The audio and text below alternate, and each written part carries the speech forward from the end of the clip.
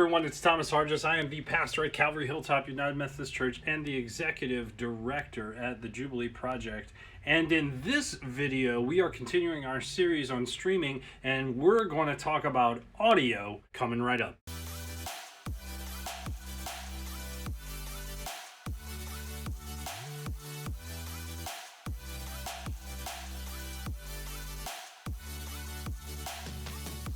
Hey everyone, my name is Reverend Thomas Hargis, and I am the pastor at Calvary Hilltop United Methodist Church and the executive director at the Jubilee Project. And we've done this series on how to get fired up in doing online video, whether that's daily or Sundays. And if you're looking for more great videos on ministry, hey, hit that subscribe button. We'd love to keep these things flowing. Today, we're going to talk about sound, because sound is the most distracting thing to people over video. You can have bad video and people will tolerate it, but there's something about having bad sound that just makes people want to turn it off. So, for full disclosure, we've been using a very simple iPhone with the audio inside the iPhone, and I have an iPhone X, and we've been using an iPhone camera to show you that you don't need to have high-end equipment to make great video. Realize that your phone probably has much better audio and video capabilities than a lot of cameras that you can buy off the shelf. So realize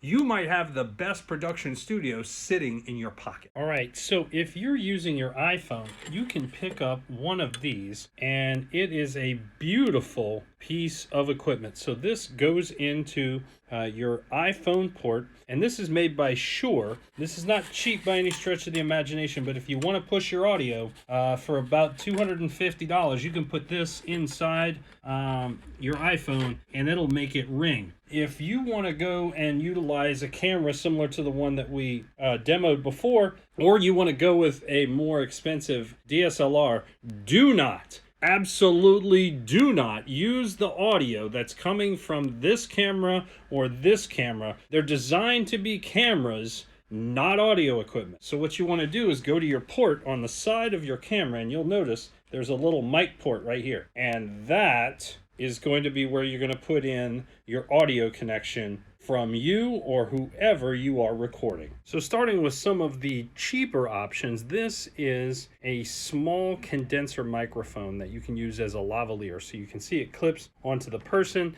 and it runs through that cord that we showed you about. And this one's battery powered, so it'll use some of those watch batteries and that'll maintain the power so you get great audio. There's an on and off switch that'll save your battery power, but what you want to do is unplug those batteries every time you use it because it might drain that battery a little bit. So here's an introductory version. You can get those on Amazon. I've seen them as cheap as 20 bucks.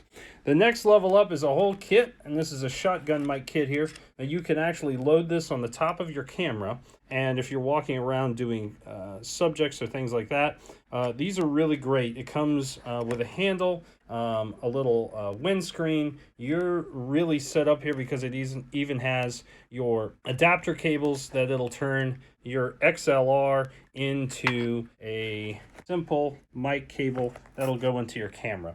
So this is not a bad little setup. It's got a little windscreen that we keep that all packed away in there. So this is a really nice mid-range setup if you want to go that far. What we have done is gone full-blown Garth Brooks. So this is an X Air unit. It's an XR18 by Behringer. And the reason why we went with this is because I can use my wireless system that I normally use in my church. So I have my lavalier right around my ear, and that microphone stays in my ear so I can walk around and I can move. And so that goes on my hip. It goes to the receiver. The receiver goes out and into my soundboard. You're saying, hey, Thomas, how do I get that into my computer? Well, this USB out right here goes into the back. And remember, I told you, save the two blue ports for the two most important things. Guess what? One of them is your audio. The other one is your video. So those two ports with USB, that goes into my capture card, which goes into my computer. This handles my audio, which goes into my X-Air, which goes into my computer, and then it goes into my deck. Now, I know what some of you might be saying.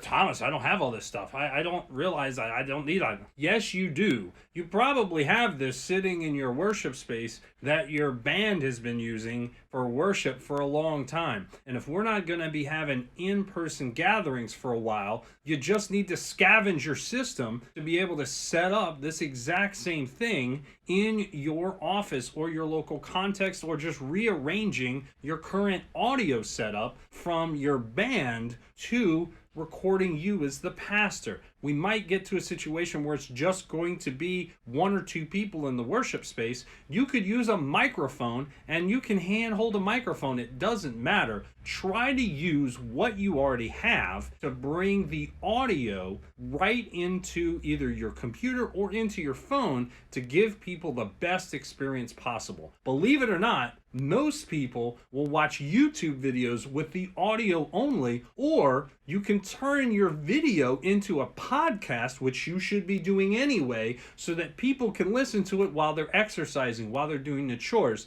More and more people are listening to video than they're actually watching it, which is why the audio is so important. So hey, if you've been watching this sitting on your couch and you got some value out of this, hey, would you consider subscribing? Hey, would you hit this like? Would you share this with someone who might be interested in it? Hey, look, we're all going to be bumming it around for a little bit. At least we can throw a little share, throw a little love. Hey, stay blessed, and remember, don't worry about tomorrow, for God is already there. We'll see you soon.